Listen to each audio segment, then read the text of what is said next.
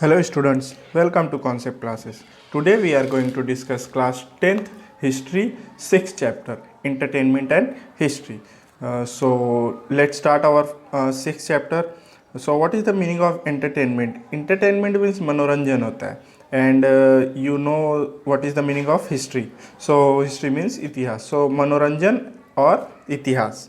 Okay so देखते हैं अब एशियन टाइम में, मेडिवल टाइम में, मॉडर्न टाइम में लोग इंटरटेनमेंट के लिए कौन कौन से सोर्सेस का यूज़ करते थे। सो आपका फर्स्ट टॉपिक है why do we need entertainment. सबसे पहले हम ये जानेंगे कि एंटरटेनमेंट की क्या ज़रूरत है हमारी लाइफ में। दूसरा, फोक थिएटर स्टार्ट हुआ था, मराठी थिएटर स्टार्ट हुआ था, इंडियन फिल्म इंडस्ट्री कैसे स्टार्ट हुई, एंटरटेनमेंट एंड प्रोफेशनल अपॉर्चुनिटी क्या है। सो ये सारी चीज़ों को हम एक एक करके जानेंगे। तो सबसे पहले स्टार्ट करते हैं, क्या दिया हुआ है, things that help refresh our mind and give a feeling of happiness are the source of entertainment. ऐसी चीज़ें जो हमारे माइंड को रिफ्रेश करती है, साथ ही साथ हमें खुशी देती है, हमारा खुशी देती है, उसे ही हम क्या कहते हैं, एंटरटेनमेंट कहते हैं। Various hobbies, game, drama, film, writing, reading etcetera are the source of entertainment. जैसे तरह तरह के गेम हुए, ड्रामा हुआ, फिल्म हुआ, राइटिंग हुई, रीडिंग करना हुआ, ये सब क्या है, एंटरटेनमेंट के एक सोर्स है। अब सबसे पहली टॉपिक देखते हैं 6.1, why do we need entertainment. Entertainment की ज़रूरत क्यों पड़ती है हमें। हेल्दी एंटरटेनमेंट और excellent quality is essential for the healthy growth of one's personality। देखिए, एंटरटेनमेंट की ज़रूरत इसलिए पड़ती है क्योंकि अगर हमारी लाइफ में इंटरटेनमेंट होगा, एक्सीलेंट क्वालिटी का इंटरटेनमेंट होगा, सो हमारा जो हेल्दी ग्रोथ है वो अच्छा होगा। क्योंकि जब हम एंटरटेनमेंट करेंगे तो हम दुखी नहीं रहेंगे, हम रिफ्रेश रहेंगे, हमारा माइंड फ्रेश रहेगा, सो हमारा ग्रोथ अच्छे से होगा। Entertainment keep our mind lively and fresh. It may also make us feel physical more energetic।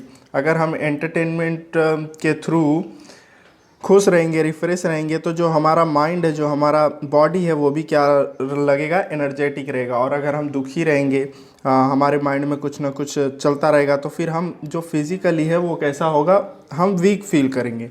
So eventually our efficiency at work improve.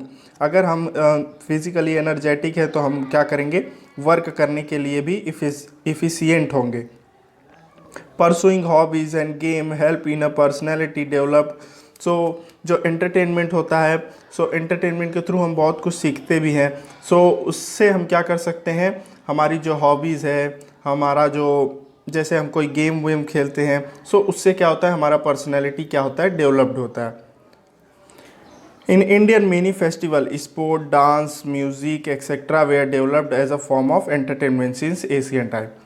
सो देखिए,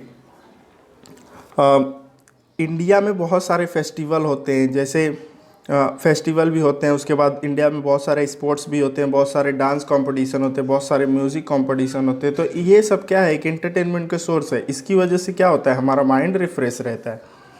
देर are a various form of entertainment available in the modern period as well as. So ये तो सारे Asian period के थे, लेकिन आज modern period में भी बहुत सारे एंटरटेनमेंट के सोर्सेज जो है वो अवेलेबल हैं। Entertainment can be classify into two category. So entertainment को दो कैटेगरी में क्लासीफाई किया गया है, first active and second passive. So सबसे पहले जानते हैं कि एक्टिव क्या होता है। Active entertainment anticipates and individuals mental physical participation, practicing of the handicraft and participating in sports activities are example of the active entertainment। सो देखिए, एक्टिव एंटरटेनमेंट क्या होता है। सो एक्टिव एंटरटेनमेंट वो होता है जिसमें हमारा फिजिकल और मेंटली पार्टिसिपेशन हो। एक तरह से जो है हाथ का काम हो, स्पोर्ट्स, मतलब हम लोग फिजिकली जिसमें पूरी तरह से इन्वॉल्व होते हैं, वो होता है एक्टिव एंटरटेनमेंट। सपोज करो हम स्पोर्ट्स खेल रहे हैं, या फिर एक तरह से ड्राइंग कर रहे हैं, डांस कर रहे हैं, तो ये सारी चीज़ें जो है वो क्या है, एक्टिव एंटरटेनमेंट है। अब बात करते हैं पैसिव एंटरटेनमेंट की। So watching a sports match और लिसनिंग टू द म्यूजिक और watching a movies are the example of passive entertainment. अब पैसिव एंटरटेनमेंट क्या होता है, जिसमें हम एक जगह पे बैठे हैं और देख रहे हैं और सुन रहे हैं। सपोज करो हम टीवी देख रहे हैं या फिर कोई मैच हो रहा है उसे देख रहे हैं, या फिर हम म्यूज़िक लिसन कर रहे हैं। तो ये सारी चीज़ें जो है पैसिव एंटरटेनमेंट है, इसमें हम फिजिकली जो है वो इन्वॉल्व नहीं होते। In this type of entertainment we are not actual participated but only viewers. So देखिए, जो पैसिव एंटरटेनमेंट होता है उसमें हम पार्टिसिपेट नहीं करते, बस हम एक तरह से व्यूअर रहते हैं। और जो एक्टिव एंटरटेनमेंट होता है उसमें हम क्या करते हैं, पार्टिसिपेट करते हैं। सपोज कीजिए कोई गेम हो रहा है, सपोज कीजिए क्रिकेट ही हो रहा है, तो अगर हम उसमें खेल रहे हैं तो हम उसमें एक्टिव एंटरटेनमेंट है, वो हमारा एक्टिव एंटरटेनमेंट है। और अगर हम सिर्फ एक जगह बैठकर देख रहे हैं तो वो हमारा पैसिव एंटरटेनमेंट है। Next, do it. Create a chart of active and passive type of entertainment which are related to history. So आपको क्या करना है, चार्ट क्रिएट करना है जो हिस्ट्री में गेम्स खेले जाते थे उसमें कौन से गेम एक्टिव हैं और कौन से पैसिव हैं। मीन्स एक तरह से एक्टिव और पैसिव एंटरटेनमेंट का चार्ट क्रिएट करना है आपको। ज़रूरी नहीं है कि आपका हिस्ट्री से ही रिलेटेड हो, आज मॉडर्न टाइम में भी जो एक्टिव और पैसिव टाइप के एंटरटेनमेंट है उसका चार्ट को क्रिएट करना है आपको। सो आप मुझे कमेंट करके बताइए कि कौन कौन से एक्टिव एंटरटेनमेंट है और कौन कौन से पैसिव एंटरटेनमेंट है। एक्टिव और पैसिव एंटरटेनमेंट के बारे में मैंने आपको बताया। जो एक्टिव एंटरटेनमेंट होते हैं उस पर हम फिजिकली इन्वॉल्व होते हैं, लेकिन जो पैसिव एंटरटेनमेंट होता है उसमें हम फिजिकली इन्वॉल्व नहीं होते हैं। Okay, next 6.2 folk theatre.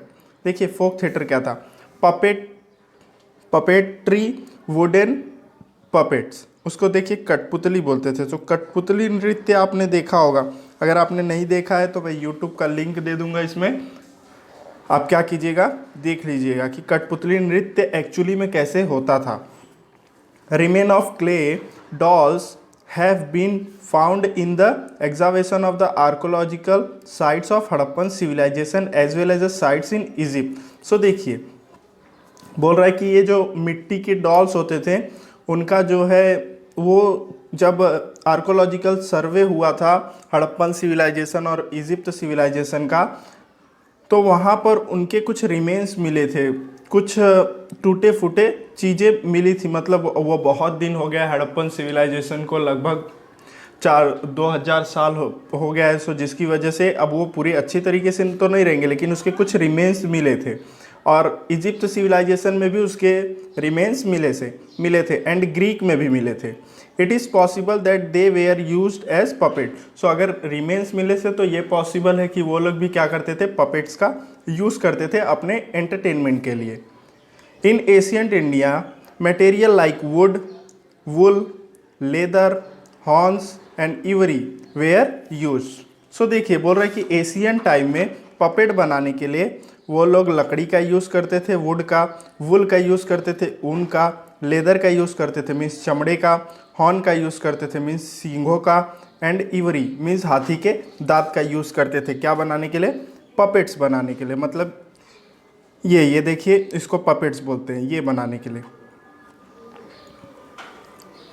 The कठपुतली a traditional art of puppetry in India has two styles, one that developed in Rajasthan and other is developed in the south region of India. So देखिए जो कठपुतली नृत्य होता है ये दो जगह पे स्पेशली स्टार्ट हुआ था, एक राजस्थान में और दूसरा साउथर्न रीजन में इंडिया के। अब वो साउथर्न रीजन में देखिए, the artist who stage kathputli show are found in Uttar Pradesh, Maharashtra, Rajasthan, Assam, West Bengal, Andhra Pradesh, Telangana, Karnataka and Kerala. So ये जो कठपुतली नृत्य करने के जो आर्टिस्ट थे, जो कठपुतली नृत्य करते थे, वो ये सारे स्टेट्स में पाए जाते हैं। The role of the narrator known as sutradhar is a very crucial in the success of कठपुतली stage show। सो बोल रहा है कि जो इस कहानी को लिखता था और जो यहाँ पर एक तरह से कठपुतली नृत्य हो रहा है तो उसमें जो आवाज़ डालना, उसमें जो एक्टिंग करना, मतलब एक तरह से एक्टिंग तो यही लोग करते थे, ये पपेट्स लोग, लेकिन इसमें आवाज़ जो आती थी वो सारी जो आवाज़ें निकालता था वो कौन होता था, उसे हम कहते थे Sutradhar. The stage for these puppet shows is quite small, but the puppetries are used as sound effect in an igneous वे। सो बोल रहा है कि ये जो कठपुतली स्टेज होता था वो तो बहुत छोटा होता था, लेकिन जो सूत्रधर होता था वो इस तरह से लाइट और सारी चीज़ों का यूज़ करता था, साउंड इफेक्ट का यूज़ करता था कि वो बहुत अच्छा दिखता था, बहुत इफेक्टिव दिखता था। Shadow puppets, hand puppets. So देखिए, wooden puppets and string puppets are used in kathputli nritya. तो देखिए, कठपुतली नृत्य में शैडो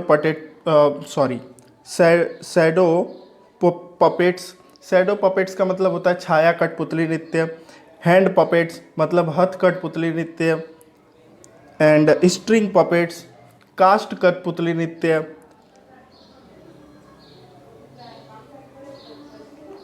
वुडन पपेट्स का मतलब होता है कास्ट कठपुतली नृत्य। एंड स्ट्रिंग पपेट्स का मतलब होता है सूत्र कठपुतली नृत्य। सो ये सब जो कठपुतली शोज होता था उसके एक तरह से टाइप है, shadow puppets, hand puppets, wooden puppets and string puppets. So इस तरह से कठपुतली शोज होते थे और ये भी क्या था, एक एंटरटेनमेंट का सोर्स था। नेक्स्ट, दस Avatara theatre.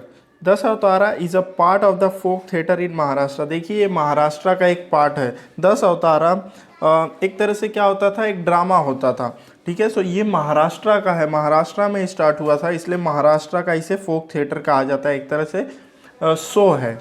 Das अवतारा shows are present in the region of Konkan and Goa after harvesting season is over।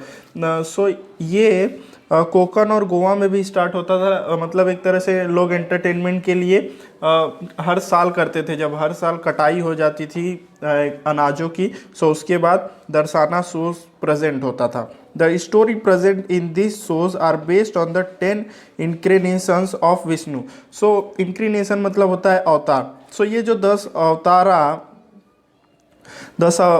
अवतारा theatre था, ये जो है मीन्स ये जो स्टोरी होती थी दस अवतारा की, ये विष्णु के 10 अवतारों के ऊपर डिपेंडेंट थी। विष्णु के वो 10 अवतार कौन कौन से थे,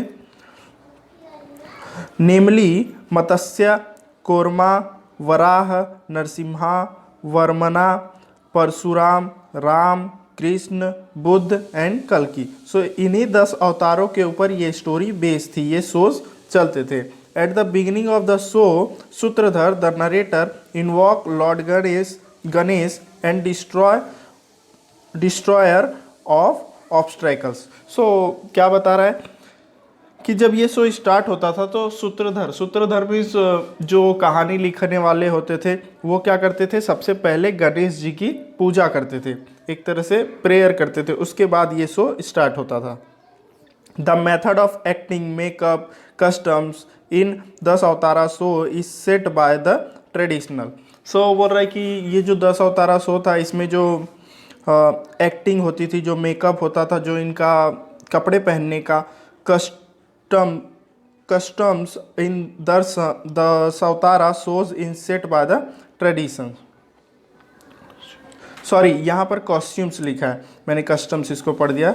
सो कॉस्ट्यूम्स होता था, जो एक्टिंग होती थी, जो मेकअप होता था, वो सब ट्रेडिशनली होता था, मतलब जैसे पहले होता था उसी तरह से, मतलब बोला जाए तो एक तरह से जैसे पहले के लोग करते थे, जब ये सब एक्चुअल में जैसा हुआ था उस हिसाब से क्या किया जाता था, इसमें प्रेजेंट किया जाता था। देखिए ये 10 अवतारा है, सो देखिए इनका कॉस्ट्यूम कैसा है, ये एक्टिंग भी कर रहे हैं, राजा की तरह यहाँ पर एक जन बैठे हैं। सो सब कुछ वैसे ही होता था जैसे पहले जब विष्णु जी ने अवतार लिया था तो उनके साम्राज्य में जिस तरह से होता था उसी तरह से ये सब क्या होता था, प्रेजेंट होता था लोगों के सामने। The show is mostly musical but sometimes there may be a few spontaneous dialogue. ये जो शो होता था वो पूरी तरह से म्यूज़िक के ऊपर ही प्रेजेंट होता था, लेकिन कभी कभी इसमें कुछ डायलॉग्स भी बोले जाते थे। The character representing god use wooden mask. So इसमें जो कैरेक्टर्स होते थे वो कभी कभी गॉड का रिप्रेजेंटेशन करने के लिए वो लकड़ी का मास्क पहनते थे कि इस तरह मतलब भगवान जैसे दिखते थे वैसे दिखने के लिए। The show end by breaking Dahi Handi and the earthen pot of curds flowing by aarti singing praises of the god। सो जब ये शो ख़त्म होता था तो दही हांडी फोड़ा जाता था और साथ ही साथ भगवान की आरती उतारी जाती थी और प्रेयर किया जाता था। In the 18th century Shyamji Naik Kale started a phad of Dashavatara artist which used to perform all over Maharashtra.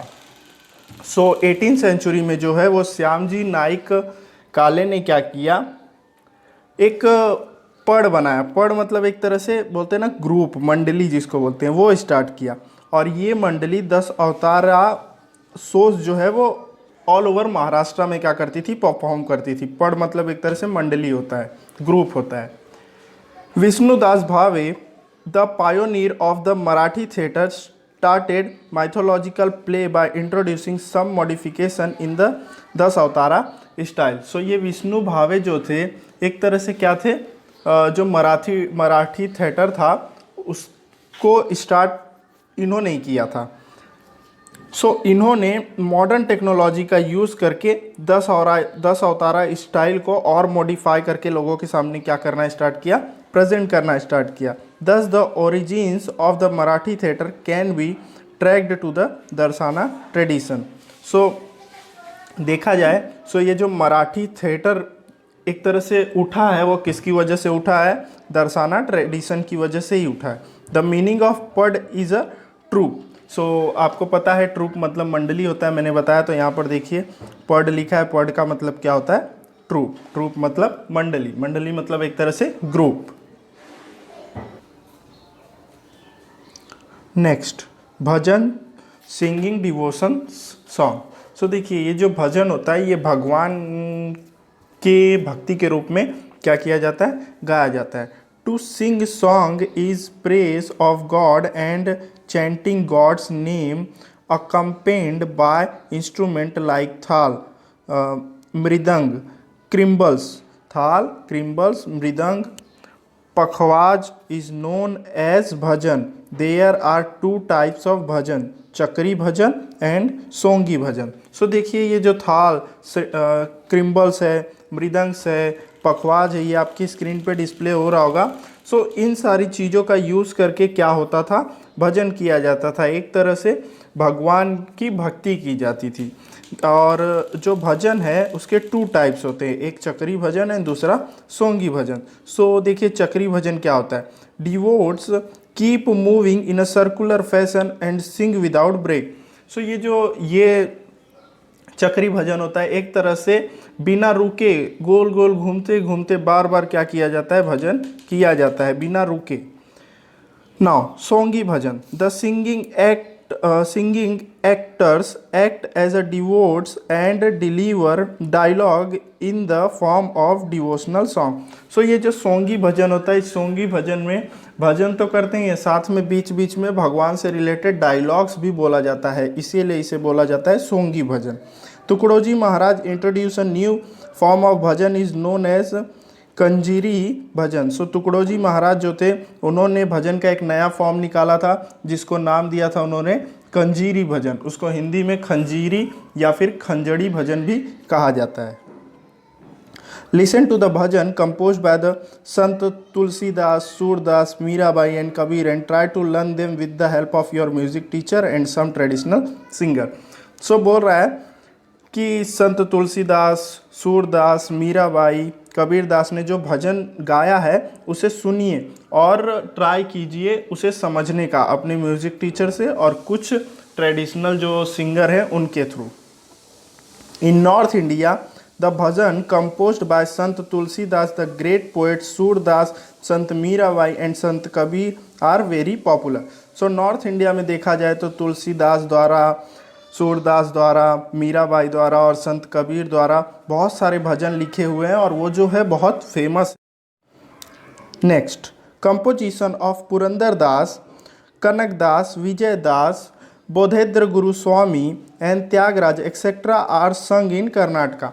So ये पुरंदर दास, कनक दास, विजय दास, बोधेंद्र गुरु स्वामी एंड त्यागराज द्वारा लिखे गए जो भजन है वो कहाँ पर फेमस है? कर्नाटका में फेमस है। In Gujarat Sant Narsinh Mehta gave movement to the Bhakti movement. So Gujarat में संत नरसिंह मेहता जो थे उन्होंने भक्ति मूवमेंट में क्या किया, एक तरह से अपना योगदान दिया, कंट्रीब्यूशन दिया। In Maharashtra Sant Namdev supported the tradition of bhajan kirtan through the tradition of Warkari movement. So Maharashtra में संत नामदेव ने भक्ति मूवमेंट, वरकरी मूवमेंट से भजन और कीर्तन को जो है बहुत आगे तक लेकर गए। The Warkari sect devoted a glorious tradition of the bhajan kirtan. जो वरकरी के संत थे उन्होंने भजन और कीर्तन को बहुत महानता दी। Next, you would like to know this, there are two main tradition of the kirtan. So देखिए, कीर्तन के दो ट्रेडिशन होते हैं। जिस तरह से भजन के बारे में हमने पढ़ा उसी तरह से कीर्तन भी सेम है। दोनों क्या किया जाता है? गॉड के प्रेयर्स के लिए, गॉड के डिवोशन के लिए क्या किया जाता है? एक तरह से प्ले किया जाता है। सो इसका फर्स्ट जो पार्ट है वो है नारदिया और हरिदास, और इसके दूसरा जो टाइप है उसका है वो है वरकरी। सो हरिदास कीर्तन इज द सोलो परफॉर्मेंस। तो जो ये हरिदास और नारदिया परफॉर्मेंस होता है वो सोलो होता है। सोलो मीन्स एक ही आदमी करता है। और ये देखिए, हरिदासिया कीर्तन के भी दो पार्ट होते हैं। It has a two part, purvarang and uttarang. So naman means praising god. तो इसमें इसको परफॉर्म करने का तरीका है, सबसे पहले क्या किया जाता है? कीर्तन परफॉर्म करने से पहले हाथ जोड़कर, आँख बंद करके भगवान को एक तरह से नमन किया जाता है, उनको याद किया जाता है। उसके बाद दूसरा है निरूपनंचा अभंग। निरूपनंचा अभंग का मतलब क्या होता है? Singing a composition that lead to the main theme. So निरूपरंचा अभंग का मतलब होता है कि अब भगवान से को जो हम लोग डिवोट करके सॉन्ग गा रहे हैं वो गाना। सो सबसे पहला काम होता है भगवान को याद करना, फिर सॉन्ग गाना। नेक्स्ट होता है निरूपम। निरूपण का मतलब क्या होता है? कि जो आपने सॉन्ग गाया है उसको समझाना कि उसका मीनिंग क्या है। सो ये जो निरूपण है इसी को हम बोलते हैं पौवरंग। Narration of a story to illustrate the main theme comprises uttarang. So अब क्या बोल रहा है कि पौवरंग, तो देखिए उसे बोलते हैं जो हम लोग एक्सप्लेनेशन देते हैं सॉन्ग का, उसे हम क्या बोलते हैं? पौवरंग। लेकिन वो जो हमने सॉन्ग गाया है उससे रिलेटेड हम कोई स्टोरी और कोई कथा, कोई नरेटिव सुनाते हैं, सो उसे हम कहते हैं उत्तरंग। अब नेक्स्ट टाइप था वरकरी। इन the Warkari kirtan collective participation is more important. So जिस तरह से हरिदासी जो कीर्तन था वो सोलो परफॉर्मेंस होता था, उसी का अपोजिट है वरकरी कीर्तन। ये सोलो परफॉर्मेंस नहीं होता, इसमें बहुत सारे लोगों की ज़रूरत पड़ती है, कलेक्टिव पार्टिसिपेशन की ज़रूरत पड़ती है। The players of cymbals also played an important part along with the kirtankar. So इसमें जो क्रिम्बल्स बजाने वाला रहता है वो भी इस कीर्तन में बहुत इम्पॉर्टेंट रोल प्ले करता है। वो जो क्रिम्बल्स बजाने का एक तरीका है वो एक अलग तरीका होता है, उसको भी बजाना बहुत इम्पॉर्टेंट होता है कि जिस तरह से कीर्तन गाया जा रहा है उस तरह से उसे बजाया जाना चाहिए। ये नहीं कि कीर्तन कुछ और चल रहा है और आप किसी और तरह से क्रिम्बल्स बजा रहे हैं तो उसका कोई मीनिंग नहीं होगा। सो जो क्रिम्बल्स बजाने वाला होता है वो भी बहुत बड़ा इम्पॉर्टेंट रोल प्ले करता है कीर्तन में। During the independence movement a new type of कीर्तन वॉज डिवोटेड। सो जब हम आज़ादी की लड़ाई लड़ रहे थे तो उस टाइम पर कीर्तन का एक नया टाइप आया, डेवलप्ड हुआ। उसे क्या क्या कहा गया? नोन एज अ राष्ट्रीय कीर्तन। उसे राष्ट्रीय कीर्तन कहा गया। It play more important on creating awareness by narrating the life story of the great leaders of the Indian independence movement, scientist, social reformer etcetera. So ये जो कीर्तन था ये लोगों के बीच में अवेयरनेस लाने के लिए, और जो बड़े बड़े लीडर्स थे, जो फ्रीडम फाइटर्स थे, जो साइंटिस्ट थे, जो सोशल अवेयरनेस लाते थे समाज में, उन लोगों के बारे में लोगों को बताने के लिए यूज़फुल रहा। इस कीर्तन को गा गा कर क्या किया जाता था, लोगों को, इन सभी लोगों के बारे में बताया जाता था। The tradition of rashtriya kirtan was started by Dattopant Patwardhan of Wai in Maharashtra. So ये जो राष्ट्रीय कीर्तन था इसको स्टार्ट किया था दत्तोपंत पटवर्धन ने, और वो महाराष्ट्र के वाई से थे। वाई एक जगह का नाम है। Members of the Satyashodhak Samaj founded by Mahatma Jyotirao Phule also use a kirtan as a medium of creating social awareness. So जो सत्यशोधक समाज की स्थापना की थी महात्मा ज्योतिराव फुले ने, उसके जो मेंबर्स थे वो भी क्या करते थे, कीर्तन का ही यूज़ करते थे सोशल अवेयरनेस लाने के लिए। सोशल अवेयरनेस मीन्स सामाजिक जागरूकता लाने के लिए। The style of kirtan by Sant Gadge Maharaj resemble closely to Satyashodhak style of kirtan. So जो संत गाडगे महाराज थे उन्होंने भी क्या किया था, कीर्तन स्टार्ट किया था, और ये कीर्तन पूरी तरह से सेम टू सेम किसकी तरह था, सत्यशोधक समाज का जो कीर्तन था, जो उनका स्टाइल था उसी तरह से था। He used to throw light on a issue like abolition of caste, cleanness, dedication etcetera. So ये जो गाडगे महाराज थे इन्होंने जो कीर्तन स्टार्ट किया था, इनका स्टाइल तो same to same Satyashodhak Samaj के स्टाइल की तरह ही था, लेकिन ये अपने कीर्तन के थ्रू जो कास्ट सिस्टम चल रहा था हमारे भारत देश में, जो क्लीननेस नहीं था हमारे भारत देश में, और डेडिकेशंस, लोगों को डेडिकेट करने के लिए, नशीले पदार्थों की मुक्ति के लिए, इन सारी चीज़ों के लिए क्या करते थे, कीर्तन गाते थे। जैसे कि कास्ट सिस्टम बहुत चल रहा था पहले, भेदभाव बहुत था, तो भेदभाव ना करें, वो सब कुछ बताने के लिए ये क्या करते थे, एक तरह से कीर्तन गाते थे, लोगों के बीच में अवेयरनेस लाने के लिए। ये समाज की समस्याओं के ऊपर प्रकाश डालते थे। समाज में जो उस टाइम पर समस्याएं चल रही थी, उन सारी समस्याओं पर कीर्तन के थ्रू क्या करते थे, एक तरह से लाइट डालते थे। सो आई होप आपको ये सारी चीज़ें समझ में आई होंगी। सो क्लास 10th के चैप्टर 6 का, जिसका नाम है entertainment and history, part first complete होता है। सो अगर पार्ट फर्स्ट में आपको कोई भी डाउट है तो आप मुझे कमेंट करके पूछ सकते हैं। वीडियो पसंद आया तो वीडियो को लाइक कीजिए, शेयर कीजिए, सब्सक्राइब कीजिए। Thanks for watching.